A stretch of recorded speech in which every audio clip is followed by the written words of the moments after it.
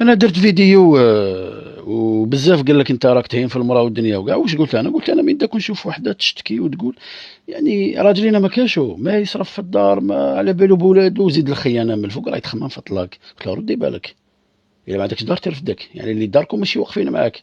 الور الا ما كانش عندك انت خدمه وعندك اولاد ودنيا وكاع، واللي راك انت طامع على شويه تاع ذبليح نديماري به، بالك يحشوها لك. قلت له ماشي سهله، والراجل كي حيطلقك اليوم ماشي زعما السمانه الاولى لا حكم للشرع، ولا يعني يكري لك ويمد لك النفقه وكاع، يسرى فيك الباطل. الا راجلك ماشي مليح نهار اللي تطلقي كاين منه الوفات مع ذئاب البشريه اللي رانا عايشين معاهم.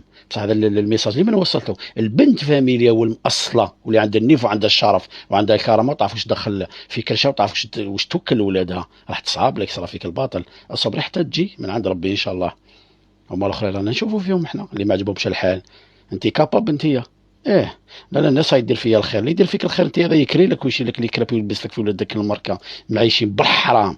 اللي خدمه اللي قدموا عايش على كلاس، ولا ياكلوا مليح ويشربوا مليح، ومول العشاء قبضها انت، فهمت؟ تاكل انت في الحب الملوك بلا وقت. بعد تقول لا لا ما يعاون فيا، راهم يعاونوا فيا، ما عاونوكش انت على بالك، حنا على بالنا ياك. الباب يخرج جمل.